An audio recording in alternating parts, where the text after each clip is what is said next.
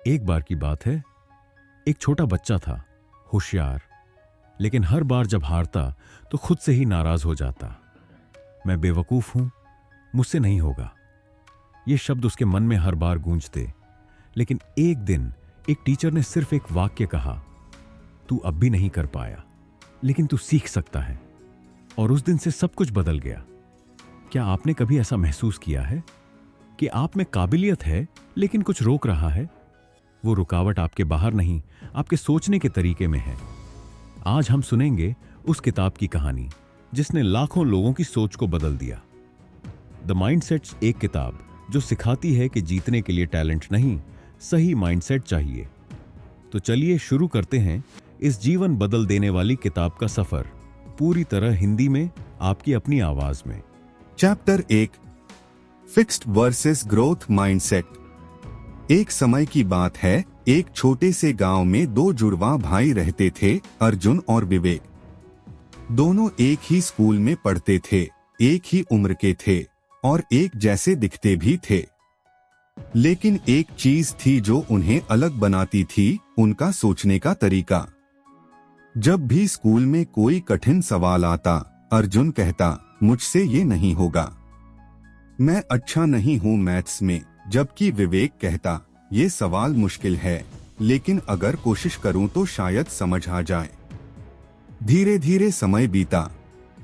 अर्जुन मुश्किलों से भागता रहा और विवेक उन्हें चुनौती समझकर आगे बढ़ता रहा। वही दो भाई एक जैसे माहौल में पले बढ़े, पर उनकी जिंदगी की दिशा अलग अलग हो गई। क्यों? यही सवाल हमें किताब mindset, the new psychology of success के लेखक कैरल ड्वेक की ओर ले जाता है।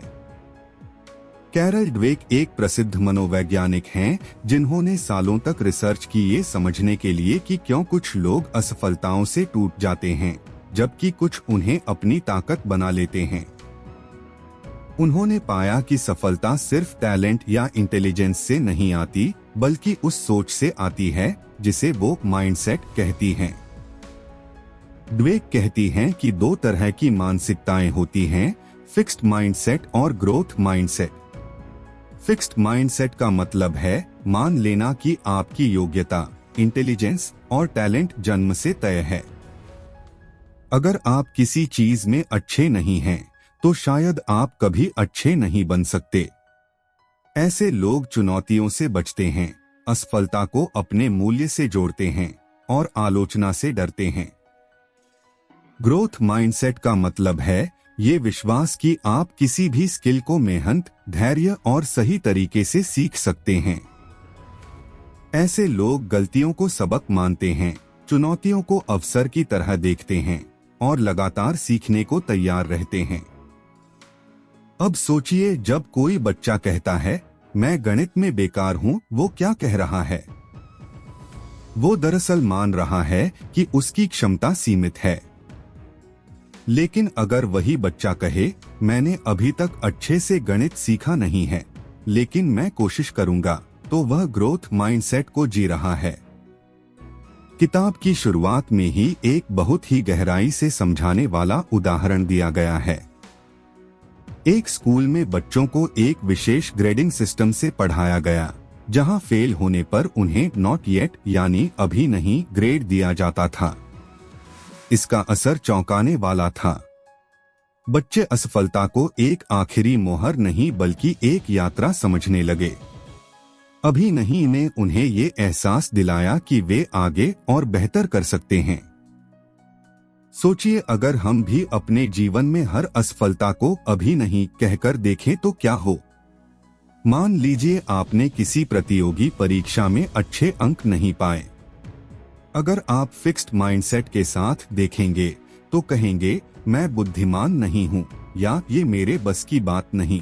लेकिन ग्रोथ माइंडसेट कहेगा, मैंने अभी सही तरीके से तैयारी नहीं की, लेकिन अगली बार मैं और अच्छा करूँगा।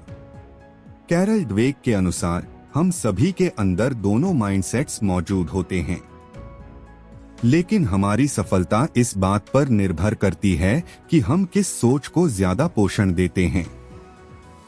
यह किताब सिर्फ स्कूल या करियर के बारे में नहीं है।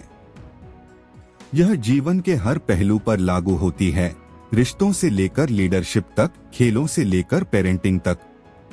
और यह अध्याय उस दरवाजे की चाबी है जिससे हम अपनी सोच की दुनिया में झांक सकते हैं। एक और कहानी सोचिए, टॉम नाम का एक लड़का जो गिटार बजाना सीख रहा था। शुरुआत में उसकी उंगलियां ठीक से तारों पर नहीं चलती थीं, धुन बिगड़ जाती थी और लोग मजाक उड़ाते थे। लेकिन उसने हार नहीं मानी। हर दिन थोड़ा अभ्यास करता रहा। धीरे धीरे उसकी उंगलियां तारों पर नाचने लगीं। कुछ सालों बाद वह स्टेज पर गाने लगा। वही लोग जो हंसते थे अब तालियां बजा रहे थे। टॉम के अंदर कोई जादू नहीं था, बस एक ग्रोथ माइंडसेट था। जब हम मान लेते हैं कि सीखना एक प्रक्रिया है, तो हम खुद को हर दिन बेहतर बनाने का मौका देते हैं। जब हम कहते हैं मैं ऐसा पैदा नहीं हुआ, तो हम खुद को रोकते हैं। लेकिन जब हम कहते हैं मैं ऐसा बन सकता हूं, तो हम अपने अंदर बदलाव की शक्ति जागृत करते हैं। इस अध्याय का सबसे बड़ा संदेश यही है, आपका दिमाग एक मांसपेशी की तरह है। जितना ज्यादा आप उसे इस्तेमाल करेंगे, उतना ही मजबूत होता जाएगा। तो अगली बार जब आप किसी नई चीज से डरें, जब असफलता आपको हिला दे या जब लोग कहें कि तुमसे नहीं होगा, तो बस खुद से कहिए अभी नहीं, लेकिन मैं सीख रहा हूँ। और यही है पहला कदम एक नई सोच की ओर। यही है माइंडसेट की शुरुआत। अब सोचिए, अगर सिर्फ सोच बदलने से इतनी ताकत आ सकती है, तो जब हम गहराई से इस सोच को जीवन के हर क्षेत्र में अपनाना शुरू करें, तब क्या होगा? क्या आप तैयार हैं इस सोच को अपने भीतर उतारने के लिए? चलते हैं अगले अध्याय की ओर, जहां हम जानेंगे कि हमारे मन की गहराइयों में ये फिक्स्ड और ग्रोथ माइंडसेट कैसे काम करते हैं और कैसे हमारी छोटी छोटी प्रतिक्रियाएं हमारे पूरे भविष्य को तय करती हैं। क्या आप तैयार हैं अपने दिमाग के अंदर की दुनिया को देखने के लिए? Chapter 2, inner working of the mindsets. एक दिन की बात है, एक स्कूल में एक छोटी सी बच्ची थी, नाम था प्रेरणा।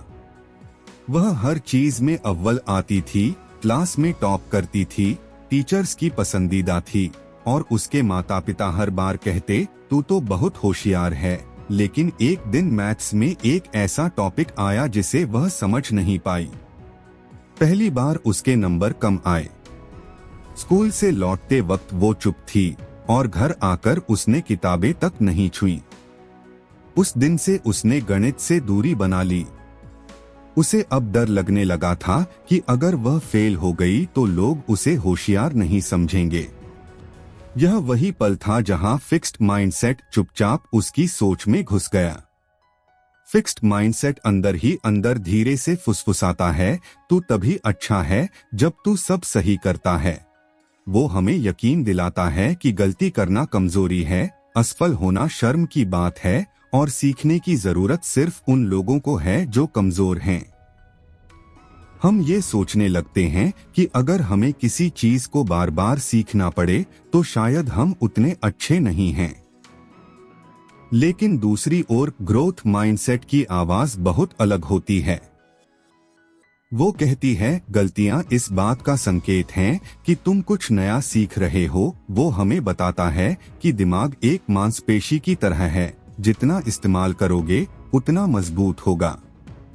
लेकिन यह समझ तभी आती है जब हम अपने भीतर के सिस्टम को समझते हैं, वो मानसिक ढांचे जो हर रोज हमारे फैसलों को चुपचाप नियंत्रित करते हैं। एक मशहूर रिसर्च में बच्चों को 2 ग्रुप में बांटा गया। दोनों ग्रुप को मुश्किल पजल्स दिए गए। एक ग्रुप को कहा गया तुम बहुत इंटेलिजेंट हो जो ये कर पाए, और दूसरे को कहा गया तुमने बहुत मेहनत की इसलिए कर पाए। नतीजे हैरान करने वाले थे। जिन बच्चों की तारीफ टैलेंट के लिए की गई, उन्होंने अगली बार आसान पजल चुने ताकि फिर से स्मार्ट दिख सकें। लेकिन जिनकी तारीफ मेहनत के लिए की गई, उन्होंने और भी मुश्किल पजल चुने, क्योंकि वे इस सोच को अपना चुके थे कि मेहनत से ही सुधार होता है। यहाँ से हमें समझ में आता है कि कैसे सिर्फ एक वाक्य, एक तारीफ या एक अनुभव हमारी सोच की दिशा तय कर सकता है। जब हम फिक्स्ड माइंडसेट में होते हैं तो हमें लगातार खुद को साबित करना होता है। जैसे कोई बार बार अपना पहचान पत्र दिखा रहा हो कि देखो मैं काबिल हूँ, लेकिन जब हम ग्रोथ माइंडसेट अपनाते हैं तो हम साबित करने की दौड़ से बाहर आ जाते हैं। तब हमारा ध्यान इस पर होता है कि मैं आज जो हूँ उससे बेहतर कल कैसे बनूं। कल्पना कीजिए एक खिलाड़ी की जो हर मैच में सिर्फ जीतने के लिए खेल रहा है। जैसे ही हार मिलती है वो टूट जाता है, जबकि एक और खिलाड़ी है जो हर हार में सीख देखता है, अपनी गलतियों को नोट करता है और अगली बार उस पर काम करता है। दोनों का टैलेंट शायद बराबर हो, लेकिन सोच की दिशा तय करेगी कि असली चैंपियन कौन बनेगा। फिक्स्ड माइंडसेट हमारे अंदर छिपा हुआ डर होता है। डर कि लोग क्या सोचेंगे, डर कि कहीं मैं मूर्ख न लगूं, डर कि कहीं मेरी असलियत सामने न आ जाए। इसलिए हम सिर्फ वही चुनते हैं जो आसान हो, जिसमें रिस्क कम हो। ग्रोथ माइंडसेट हमें उस डर से आजाद करता है। वो हमें कहता है कि हर असफलता एक प्रयोग है, एक प्रयोग जो अगली सफलता की तैयारी है। अब सोचिए अपने ही जीवन में कितनी बार आपने सिर्फ इस डर से कुछ नहीं किया कि अगर फेल हो गया तो कितनी बार आपने दूसरों से तुलना करके खुद को कम आंका। इन सारे विचारों की जड़ वही है, आपके माइंडसेट की जड़ें। ये विचार बचपन से बनते हैं। जब माता पिता कहते हैं तू तो जीनियस है, तो हम हर बार वैसा ही साबित करने की कोशिश करते हैं। लेकिन अगर वही कहें तू हर दिन कुछ नया सीखता है, ये कमाल है, तो हम सीखने की प्रक्रिया को अपनाने लगते हैं। कैरल ड्वेक बताती हैं कि फिक्स्ड और ग्रोथ माइंडसेट केवल सोचने के दो तरीके नहीं हैं, वे हमारी जिंदगी के नक्शे हैं। जो नक्शा हमारे दिमाग में होगा, हमारी दिशा उसी ओर जाएगी। एक और दिलचस्प कहानी है, राहुल नाम का लड़का जो क्रिकेट खेलता था। शुरुआत में वो अच्छा नहीं था। कोच ने भी कहा शायद ये लड़का टीम में फिट न हो पाए, लेकिन राहुल हर दिन अभ्यास करता रहा। उसने हर दिन अपने हाथ की पकड़ को सुधारा, हर गेंद को समझा, हर गलती को रिकॉर्ड किया। कई महीने बाद जब उसने शतक मारा, तब कोच ने कहा इस लड़के में जुनून है। राहुल ने जवाब दिया मैं पैदा हुआ क्रिकेटर नहीं था, लेकिन बना जरूर हूँ। यह वाक्य ही ग्रोथ माइंडसेट का सार है। अब सवाल उठता है, हम कैसे जानें कि हमारे अंदर कौन सा माइंडसेट काम कर रहा है? जब आप कहें मैं कभी अच्छा बोल नहीं पाऊंगा या मुझसे नहीं होगा, तो वो फिक्स्ड माइंडसेट है। लेकिन जब आप कहें अभी मुझे सीखने की जरूरत है या मैं अभ्यास कर रहा हूं, तो वो ग्रोथ माइंडसेट है।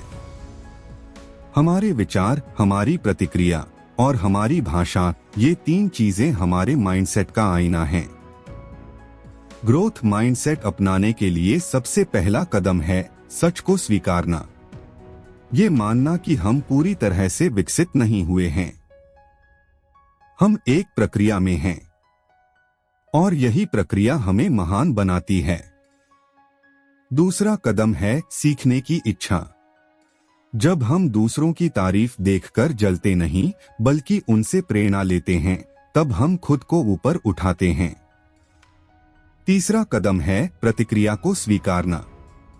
जब कोई हमारी गलती बताता है तो उसका धन्यवाद करें, क्योंकि वो आपको सुधारने का अवसर दे रहा है। इस अध्याय का संदेश गहरा है, आप जो आज हैं वो अंतिम नहीं है। आप हर दिन बदल सकते हैं, सीख सकते हैं और खुद को नया बना सकते हैं। माइंडसेट कोई जादू नहीं, बल्कि आपकी सोचने की आदत है। अब सवाल ये है, क्या आप अपने अंदर की आवाज को बदलने को तैयार हैं? क्या आप उस डर को छोड़ सकते हैं जो आपको परफेक्ट दिखने पर मजबूर करता है? क्योंकि अगला अध्याय हमें दिखाएगा कि कैसे माइंडसेट हमारी व्यक्तिगत उपलब्धियों का असली आधार बनता है। हम जानेंगे कि क्यों कुछ लोग मुश्किलों से निकलकर महानता तक पहुंचते हैं, जबकि कुछ वहीं रुक जाते हैं। क्या आप जानना चाहेंगे कि सफलता का असली राज क्या है, टैलेंट या सोच? चलिए मिलते हैं अगले अध्याय में, जहां हम अपने जीवन की असली उड़ान की तैयारी करेंगे। Chapter 3, mindset and personal achievement. एक छोटे से कस्बे में एक लड़का था, नाम था संदीप। पढ़ाई में औसत, खेलकूद में भी सामान्य और अक्सर अपने से होशियार माने जाने वाले बच्चों के बीच अनदेखा सा महसूस करता था।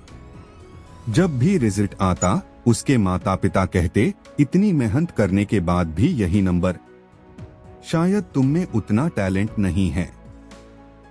संदीप धीरे धीरे इस सोच को सच मानने लगा। उसने मान लिया कि वो सामान्य है, शायद कुछ बड़ा नहीं कर सकता। लेकिन फिर एक दिन उसके स्कूल में एक नया साइंस टीचर आया। उस टीचर ने एक साधारण से प्रयोग में संदीप की रुचि देखी और कहा, तुम्हारी सोच बहुत अलग है, बस अभ्यास करो, तुम्हारा दिमाग और निखरेगा। वो एक छोटा सा वाक्य था, लेकिन संदीप की दुनिया बदल दी। वहीं से शुरू होती है इस अध्याय की असली कहानी, वो माइंडसेट जो हमारी व्यक्तिगत सफलता और असफलता की नींव बनाता है। चाहे वह पढ़ाई हो, करियर हो या कोई भी व्यक्तिगत लक्ष्य, हम जो सोचते हैं वही बनते हैं। कैरल ड्वेक ने सालों तक रिसर्च कर यह दिखाया कि जो लोग अपनी क्षमताओं को स्थिर मानते हैं, यानी जिनमें फिक्स्ड माइंडसेट होता है, वे आमतौर पर असफलता से डरते हैं, चुनौतियों से बचते हैं और जल्दी हार मान लेते हैं। लेकिन जिनमें ग्रोथ माइंडसेट होता है, वे जानते हैं कि प्रयास, अभ्यास और धैर्य से हर काबिलियत हासिल की जा सकती है। एक प्रयोग में छात्रों को एक कठिन आईक्यू टेस्ट दिया गया। फिर दो तरह की प्रतिक्रिया दी गई। एक समूह को कहा गया कि वे बहुत स्मार्ट हैं और दूसरे को कहा गया कि उन्होंने अच्छा प्रदर्शन किया क्योंकि उन्होंने मेहनत की। उसके बाद जब उन्हें दो विकल्प दिए गए, एक आसान टेस्ट और एक कठिन, तो जिनकी तारीफ टैलेंट के लिए की गई थी, उन्होंने आसान टेस्ट चुना, क्योंकि वे अपनी स्मार्ट पहचान को सुरक्षित रखना चाहते थे। लेकिन जिनकी तारीफ मेहनत के लिए हुई थी, उन्होंने कठिन टेस्ट चुना, क्योंकि वे सीखने को प्राथमिकता दे रहे थे। यही फर्क है सोच का। एक सोच पहचान को बचाना चाहती है और दूसरी सोच खुद को बनाना चाहती है। अब सोचिए, जब हम कोई लक्ष्य तय करते हैं, जैसे किसी प्रतियोगी परीक्षा को पास करना, कोई नई स्किल सीखना या किसी करियर में आगे बढ़ना, तो क्या हम शुरू में ही ये सोच लेते हैं कि मैं ऐसा नहीं कर सकता, या फिर हम सोचते हैं ये मुश्किल है लेकिन मैं सीख सकता हूँ? कैरल ड्वेक ने यह भी पाया कि सिर्फ मानसिकता नहीं, बल्कि हमारा व्यवहार भी माइंडसेट के हिसाब से बदलता है। जो लोग ग्रोथ माइंडसेट अपनाते हैं, वे फीडबैक को स्वीकार करते हैं, मेहनत से नहीं डरते और असफलता को सबक मानते हैं। जबकि फिक्स्ड माइंडसेट वाले लोग अक्सर आलोचना से बचते हैं, दूसरों की सफलता से असहज हो जाते हैं और चुनौती को खतरा मानते हैं। एक और सच्ची कहानी, नील नाम का एक लड़का था जो फोटोग्राफी सीखना चाहता था। उसके पहले 100 फोटो इतने खराब थे कि लोग हंसने लगे। दोस्तों ने मजाक उड़ाया, घर वालों ने कहा क्या फायदा ये सब सीखने का।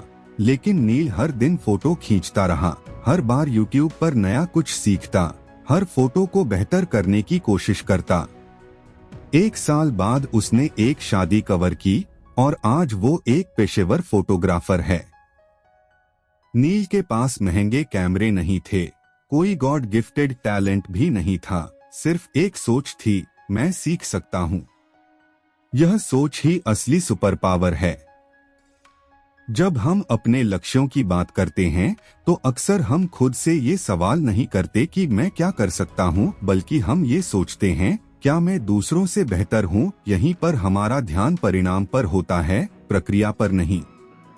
ग्रोथ माइंडसेट आपको सिखाता है कि परिणाम की बजाय प्रक्रिया को प्राथमिकता दीजिए। जैसे किसी पहाड़ी चढ़ाई में जब हम हर कदम पर ध्यान देते हैं तो हम थकते नहीं, गिरते नहीं। लेकिन जब हम केवल चोटी को देखकर चढ़ते हैं तो ठोकरें ज्यादा लगती हैं। अब एक सवाल उठता है, क्या हर कोई ग्रोथ माइंडसेट अपना सकता है? उत्तर है हाँ। माइंडसेट कोई जन्मजात गुण नहीं है। यह सीखा जा सकता है, बदला जा सकता है और मजबूत किया जा सकता है। और इस बदलाव की शुरुआत होती है आत्मचिंतन से। जब आप अगली बार कोई चुनौती देखें तो खुद से ये सवाल करें, क्या मैं इससे डर रहा हूँ या मैं इससे कुछ नया सीखने के लिए उत्साहित हूँ? जब आप किसी और की सफलता देखें तो सोचिए, क्या मैं जलन महसूस कर रहा हूँ या मैं प्रेरणा ले सकता हूँ? जब आप असफल हों तो कहिए, माइंडसेट हमारी क्षमता की सीमाओं को या तो बांधता है या उन्हें तोड़ता है। ये हमें जड़ता में रखता है या विकास की राह पर ले जाता है। इस अध्याय का सार यही है, आपका माइंडसेट आपकी वास्तविक उपलब्धियों का निर्माण करता है। हर महान व्यक्ति, चाहे वो वैज्ञानिक हो, खिलाड़ी हो, लेखक हो या कोई साधारण इंसान, उनकी सफलता का रहस्य केवल प्रतिभा में नहीं बल्कि उनके सोचने के ढंग में छिपा होता है। अब सोचिए, क्या आपने कभी खुद को ये कहते सुना है, मैं ऐसा नहीं कर सकता? क्या आपने कभी एक असफलता के बाद पूरी दिशा बदल दी सिर्फ इसलिए कि आपको लगा आप काबिल नहीं हैं? शायद जवाब हाँ होगा। और यही शुरुआत है उस बदलाव की जिसे आप आज से अपना सकते हैं। तो अगली बार जब आप कुछ बड़ा सोचें, खुद से ये मत कहिए क्या मैं कर पाऊंगा, बल्कि कहिए मैं कैसे कर पाऊंगा। अब अगला अध्याय हमें उस क्षेत्र में ले जाएगा जहां माइंडसेट का असली इम्तिहान होता है, खेल का मैदान। हम जानेंगे कि कैसे एक चैंपियन सिर्फ शरीर से नहीं बल्कि सोच से बनता है। क्या आप तैयार हैं उस सोच को जानने के लिए जो एक साधारण खिलाड़ी को लीजेंड बनाती है? चलिए मिलते हैं अगली कहानी में, जहां हार और जीत के बीच सिर्फ एक चीज का फर्क होता है, mindset. Chapter 4, champions mindset in sports. कहानी शुरू होती है एक छोटे शहर के लड़के से, नाम था अमित। उसके पास न कोई महंगी किट थी, न कोई स्पेशल ट्रेनिंग, बस एक पुरानी बैट, एक सपना और अंदर कहीं छुपी हुई आग।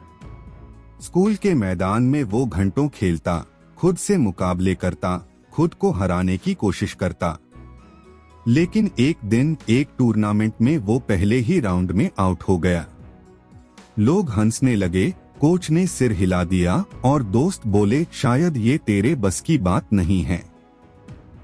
अमित की आंखों में आंसू थे, लेकिन उसी रात उसने अपने कमरे की दीवार पर एक लाइन लिखी, हारना अंतिम नहीं होता, अगर तुम सीखते हो। और अगले दिन से उसका अभ्यास दोगुना हो गया। यहीं से शुरू होती है उस सोच की कहानी जिसे कैरल ड्वेक चैंपियंस माइंडसेट कहती हैं।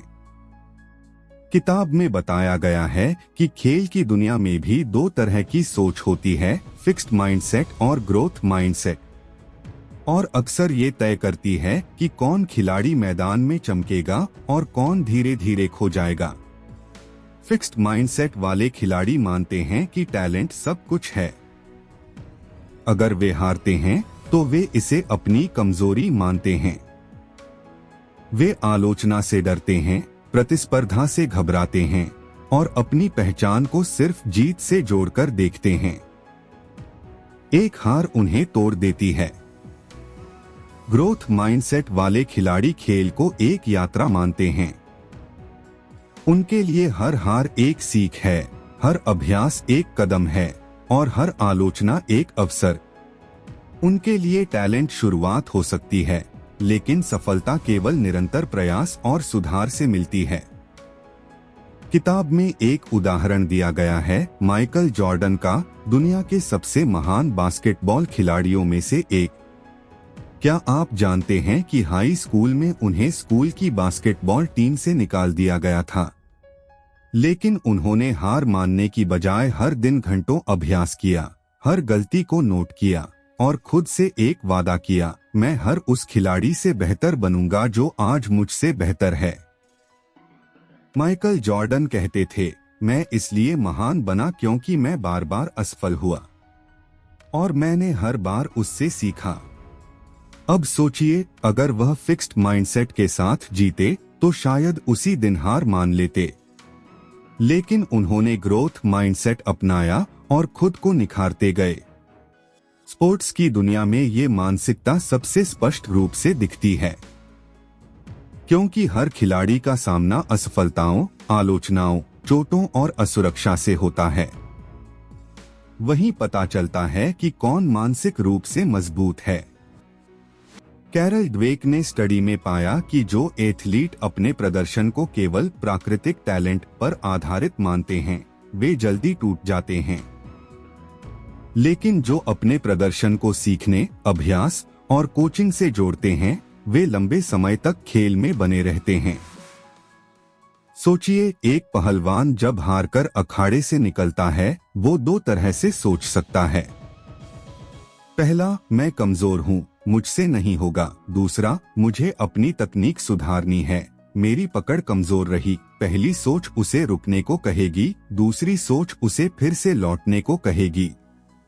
अब एक और सच्ची कहानी, सानिया नाम की लड़की जो टेनिस खेलना चाहती थी। शुरुआत में वो सर्व ठीक से नहीं कर पाती थी।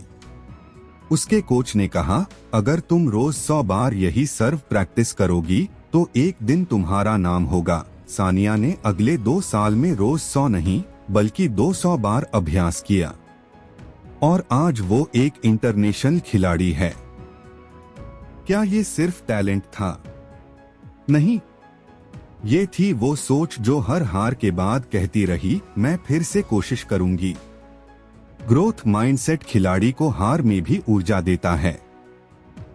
वो कहता है, तू गिरा है, इसका मतलब ये नहीं कि तू हार गया है, इसका मतलब है कि तू अभी सीख रहा है। अब सवाल उठता है, क्या इस सोच को सीखा जा सकता है? कैरल ड्वेक कहती हैं, बिल्कुल। कोचिंग, फीडबैक, सेल्फ एनालिसिस और सही माहौल से किसी भी खिलाड़ी को इस मानसिकता की ओर मोड़ा जा सकता है। एक अच्छा कोच सिर्फ तकनीक नहीं सिखाता बल्कि सोच भी गढ़ता है। जब कोच कहता है, तुम इस बार हार गए लेकिन तुम्हारा फुटवर्क बेहतर हुआ है, तो वो खिलाड़ी को यह विश्वास देता है कि सुधार की गुंजाइश है।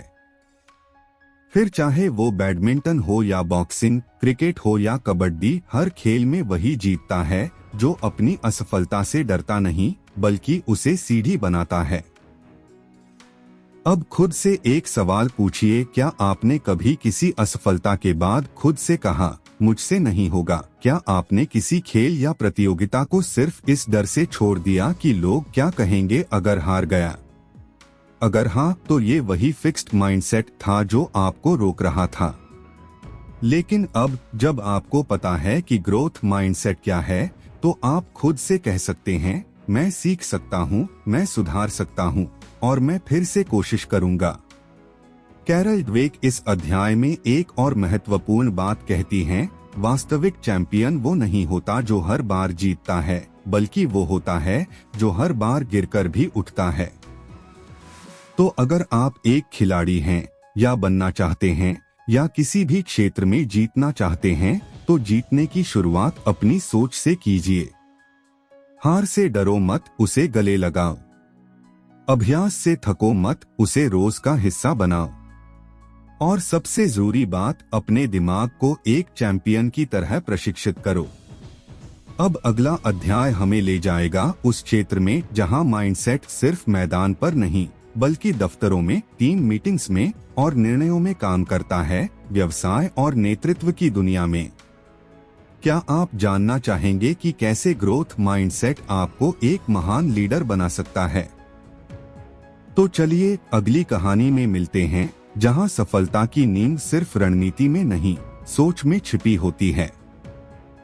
Chapter 5 business leadership and mindset. एक बार की बात है, मुंबई के एक बड़े कॉरपोरेट ऑफिस में दो मैनेजर साथ काम करते थे, राहुल और नवीन।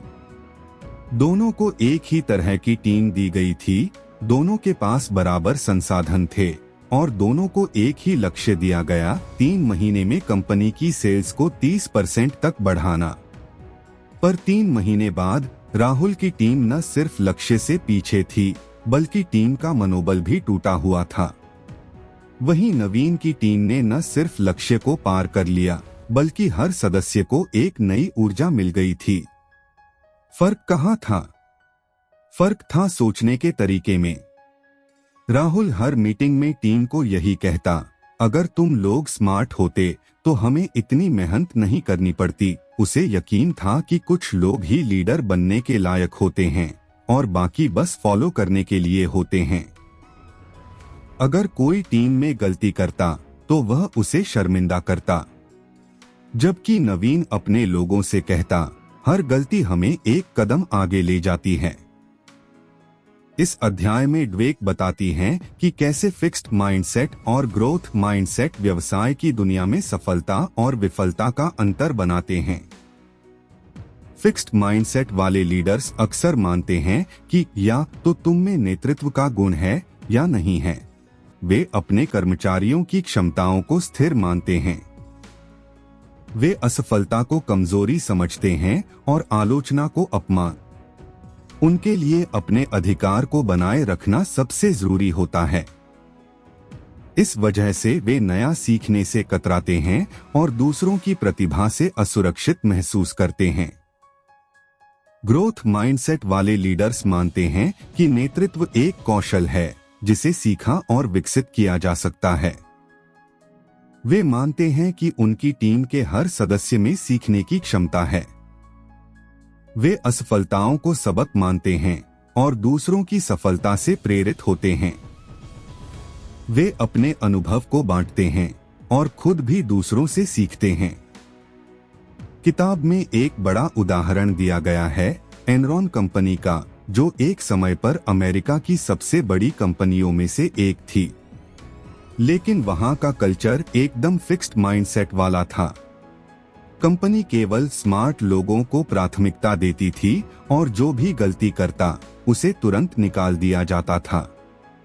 कोई सुधार की गुंजाइश नहीं थी। लोग अपनी गलतियों को छुपाने लगे और नतीजा ये हुआ कि एक दिन कंपनी ढह गई। इसके विपरीत IBM के पूर्व CEO लू गर्स्टन ने जब कंपनी को संभाला तो उन्होंने सबसे पहले यह माहौल बनाया कि गलती करना ठीक है, लेकिन उससे सीखना जरूरी है। उन्होंने कर्मचारियों की सोच पर ध्यान दिया, न कि सिर्फ उनके रिजल्ट पर। और धीरे धीरे IBM दोबारा उठ खड़ा हुआ। इससे हमें ये सीखने को मिलता है कि कंपनियां सिर्फ प्रोडक्ट्स से नहीं, लोगों की सोच से बनती और बिगड़ती हैं। अब सोचिए, आप अगर एक व्यवसाय चला रहे हैं या किसी टीम को संभाल रहे हैं, तो क्या आप अपने टीम मेंबर की छोटी गलतियों को डांटते हैं या उन्हें बेहतर बनने का मौका देते हैं? कैरल ड्वेक ने यह भी देखा कि जिन कंपनियों में ग्रोथ माइंडसेट कल्चर होता है, वहां कर्मचारी ज्यादा उत्साही, ज्यादा रचनात्मक और ज्यादा लॉयल होते हैं, क्योंकि उन्हें लगता है कि वे एक ऐसे माहौल में हैं जहां वे गलती कर सकते हैं, सीख सकते हैं और आगे बढ़ सकते हैं। अब एक और प्रेरणादायक कहानी। नीति नाम की एक महिला ने एक स्टार्टअप शुरू किया। शुरुआत में सबने कहा, तुम्हें बिजनेस का अनुभव नहीं है, तुम असफल हो जाओगी। पहले साल उसे नुकसान हुआ। उसके 2 सह-संस्थापक कंपनी छोड़ गए, लेकिन नीति ने हार नहीं मानी। उसने अपनी हर गलती का विश्लेषण किया, मेंटर्स से सलाह ली, अपनी टीम के साथ खुलकर चर्चा की और अपने अंदर की हर कमजोरी को अवसर में बदला। आज वो कंपनी हजारों लोगों को रोजगार दे रही है। क्या नीति सुपरह्यूमन थी? नहीं, बस उसके पास थी एक मजबूत ग्रोथ माइंडसेट जो हर हार में भी अवसर देख सकती थी। बिजनेस की दुनिया में चुनौतियां रोज आती हैं, मार्केट का बदलना, टीम की समस्याएं, फाइनेंशियल दबाव। लेकिन जिनके पास लचीली और सीखने वाली सोच होती है, वे हर तूफान को पार कर जाते हैं। अब आप खुद से पूछिए, अगर आप किसी टीम को संभालते हैं या किसी व्यापार में हैं, तो क्या आप अपने साथियों को बढ़ने की आजादी देते हैं? क्या आप खुद को हर दिन थोड़ा बेहतर बनाने के लिए तैयार रहते हैं? अगर हाँ, तो आप उस सोच की ओर बढ़ रहे हैं जो न सिर्फ आपको एक अच्छा लीडर बनाएगी, बल्कि दूसरों को भी निखरने का मौका देगी। कैरल ड्वेक कहती हैं, सच्चा नेतृत्व दूसरों की क्षमताओं को पहचानने, उन्हें पोषित करने और उन्हें उड़ान देने में है। इस अध्याय का सार यही है, माइंडसेट सिर्फ एक व्यक्ति की नहीं, बल्कि पूरी संस्था की दिशा तय करता है।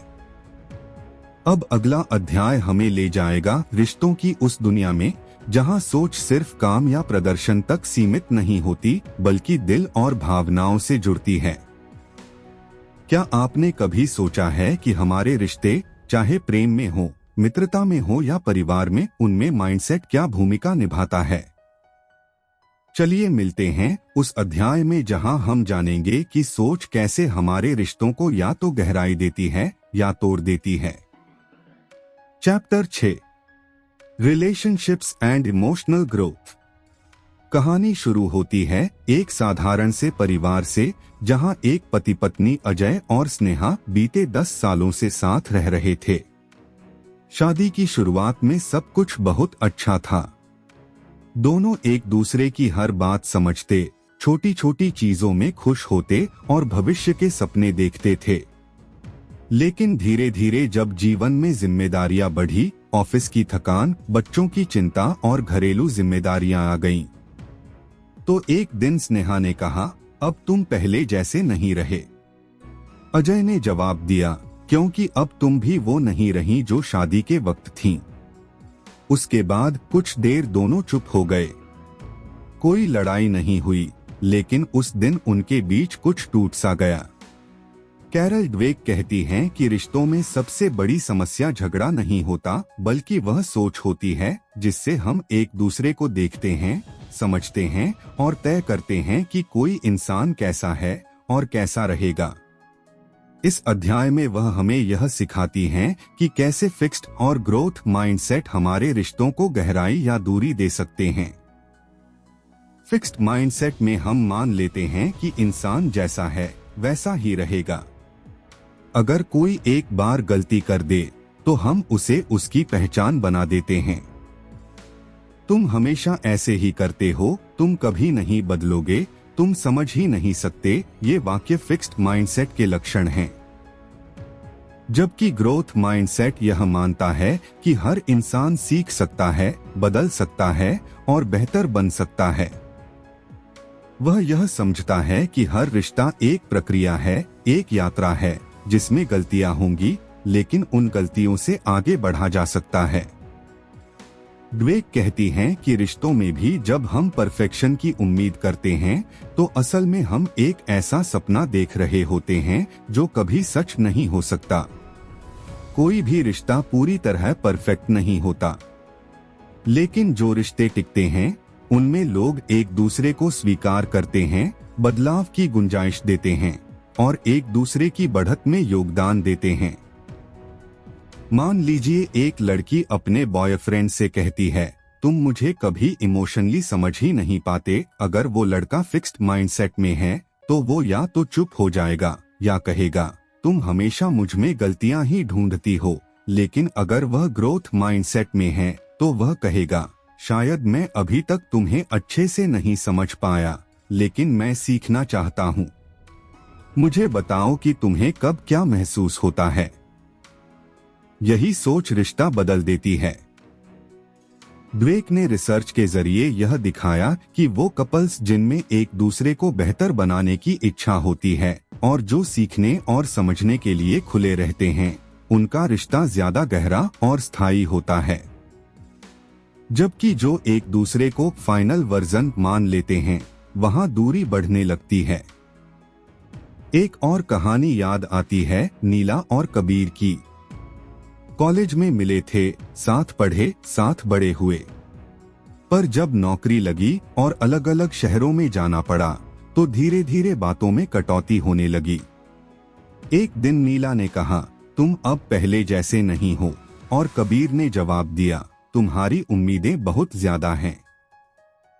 कुछ हफ्ते बात नहीं हुई, लेकिन फिर कबीर ने नीला को एक लंबा ईमेल लिखा जिसमें उसने हर वो चीज बताई जो वह महसूस करता था पर कह नहीं पाया था।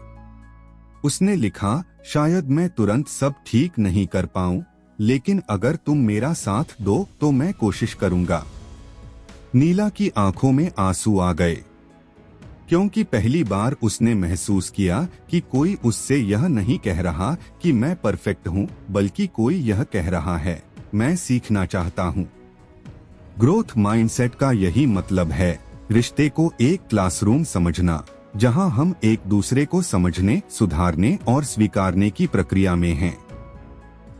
अब सोचिए, क्या आपने कभी किसी से सिर्फ इसलिए दूरी बना ली क्योंकि उसने आपकी उम्मीदों पर एक बार खरा नहीं उतरा? क्या आपने किसी की एक गलती को उसकी पूरी पहचान बना दिया? फिक्स्ड माइंडसेट हमें यह सोचने पर मजबूर करता है कि जो व्यक्ति एक बार हमें दुख दे दे वह हमेशा ऐसा ही रहेगा, जबकि ग्रोथ माइंडसेट हमें ये सिखाता है कि हर रिश्ता बदलाव से गुजर सकता है अगर हम उसे मौका दें।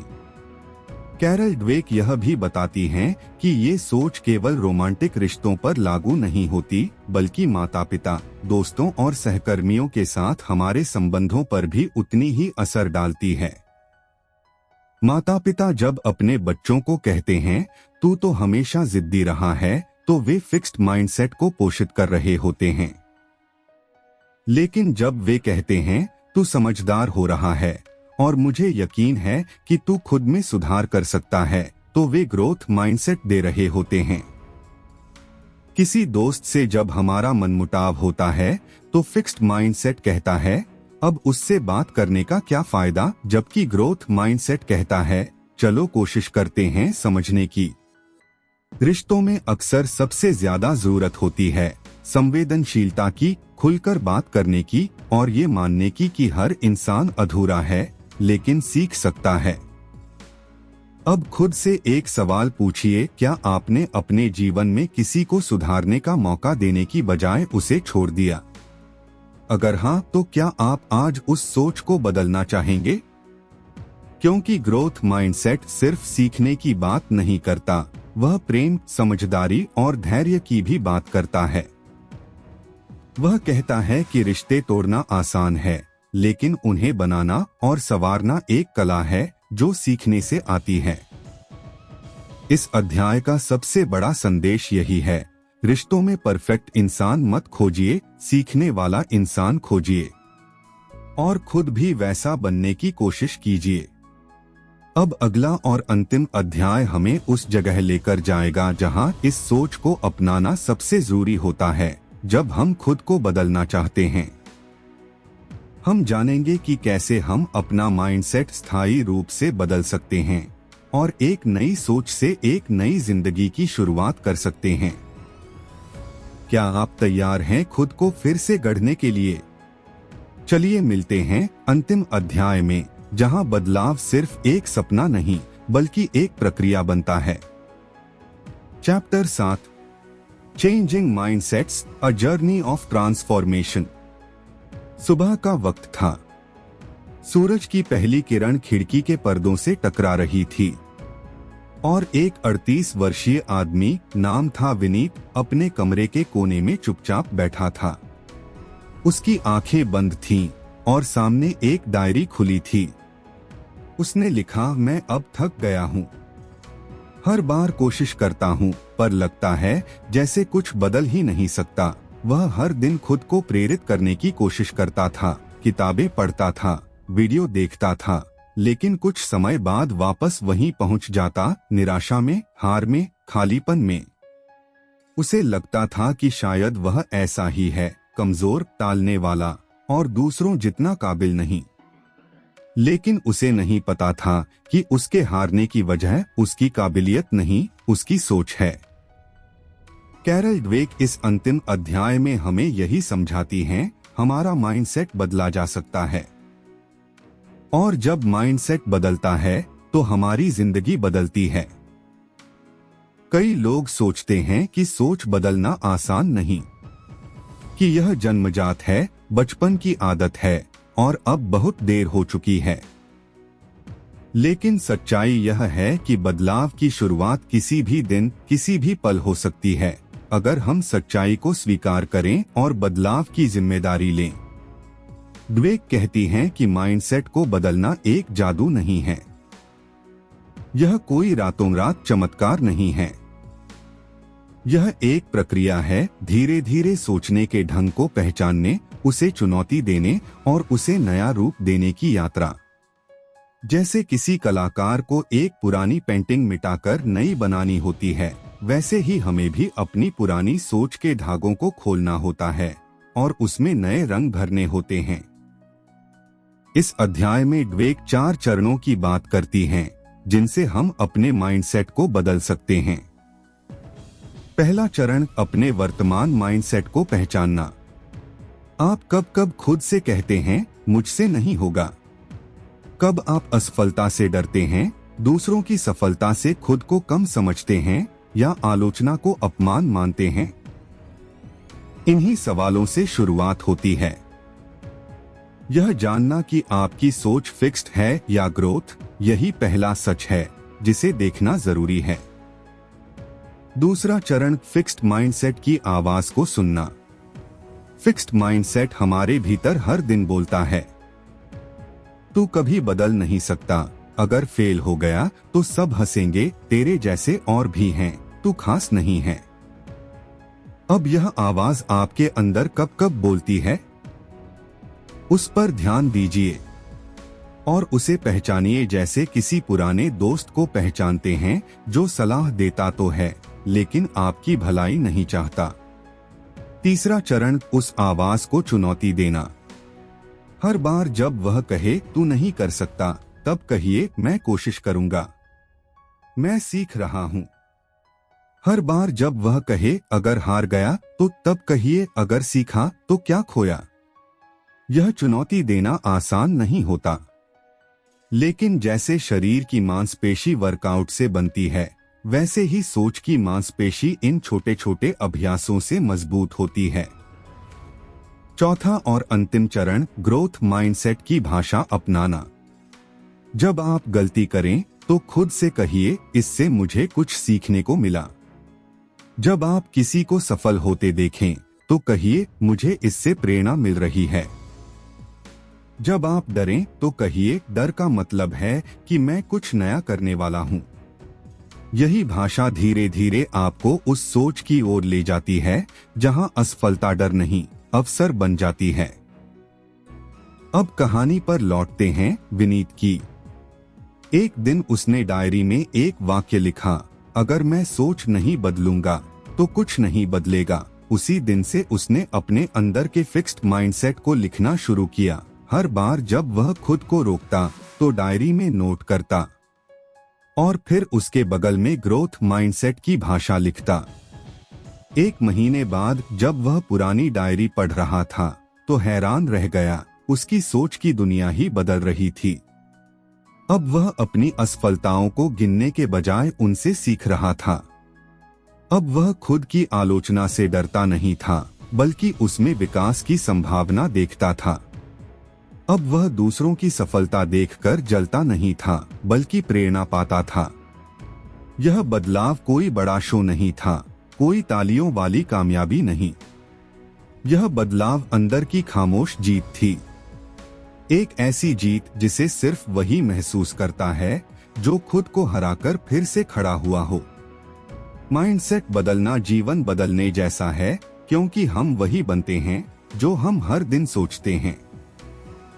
कैरल ड्वेक यह भी कहती हैं कि बदलाव की यात्रा में गिरना सामान्य है। हो सकता है आप ग्रोथ माइंडसेट अपना लें, लेकिन फिर किसी असफलता पर वापस पुराने डर में चले जाएं। लेकिन यही तो असली ग्रोथ है कि आप गिरें, समझें और फिर से उठें। माइंडसेट को बदलना कोई एक बार की बात नहीं, यह एक जीवन शैली है। अब खुद से एक सवाल पूछिए, क्या आप वो इंसान बनना चाहते हैं जो डर से फैसला करता है, या वो जो सीखने की इच्छा से कदम उठाता है? क्या आप वो बनना चाहते हैं जो अपने अंदर की सीमाओं में बंद है, या वो जो हर दिन थोड़ा और बड़ा बन रहा है? अगर जवाब है मैं बदलना चाहता हूं, तो आप पहले कदम पर हैं, और यही सबसे बड़ा कदम है। इस अध्याय का और इस किताब का अंतिम संदेश यही है, आपका भविष्य आपके दिमाग की बनावट पर नहीं, आपकी सोच की दिशा पर टिका है। और यह दिशा हर दिन तय होती है, हर विचार, हर प्रतिक्रिया, हर फैसले में। अब आपके पास वो समझ है जिससे आप अपने माइंडसेट को बदल सकते हैं। और एक बार जब यह सोच बदल जाएगी तो आप देखेंगे कि आप वही काम कर पा रहे हैं जिनसे पहले आप डरते थे। आप वही रिश्ते सुधार पा रहे हैं जिन्हें आप खो चुके थे। और आप वही जिंदगी जी पाएंगे जो कभी सिर्फ एक सपना थी। तो क्या आप आज खुद से एक नई शुरुआत करना चाहेंगे? क्योंकि माइंडसेट बदलते ही सब कुछ बदल सकता है। अब निर्णय आपका है।